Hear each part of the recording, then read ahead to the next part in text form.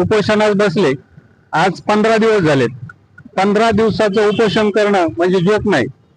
आणि तरी सुद्धा या प्रशासनाचे डोळे उघडत नाहीत. याबद्दल तुम्हाला काय काय म्हणायचं? माझं म्हणणं असं आहे की हा कारखाना आमचा कोणत्याही हालतमध्ये सुरू झालाच पाहिजे. आणि हा समृद्धी महामार्ग दुष्ट हेतूना किंवा पैशाच्या लालसेपोटी मुद्दामून या कारखान्यातून घालवला आणि तो कारखान्याचे 2 तुकडे करावा म्हणजे कारखाना भविष्यात कधीच चालू होणार नाही. आणि ह्या कारखान्याचा जो खरेदी विक्रीचा जो व्यवहार झालेला आहे हा एकदम म्हणजे भ्रष्टता ही याच्यामध्ये दिसून यायला लागलेली आहे. तर याची निवृत्त न्यायाधीश यांच्या मार्फत किंवा लोकपालामार्फत चौकशी करण्यात यावी. या मुख्य 3 मागण्या घेऊन मी इथं उपोषणाला बसलेलो आहे.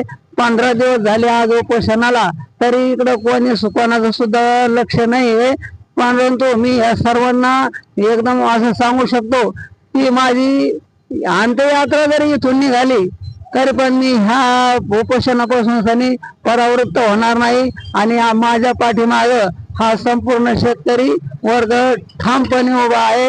याची सरकारने दखल घ्यावी, नाही तर याचे परिणाम तुम्हाला भोगल्याशिवाय तुम्हाला सुटणार नाही. तुम्ही आता तुम्ही किती दुर्लक्ष करा, पण सर भगवान के दरबार में दे रहे लेकिन अंधेर नाही. आणि माझी तळतळीची आणि नम्रतेची विनंती आहे की आपण लवकरात लवकर माझ्या उपोषणाची दखल घेऊ आणि हा उपोषणाचा मार्गी लाव. एवढं बोलतो आणि थांबतो.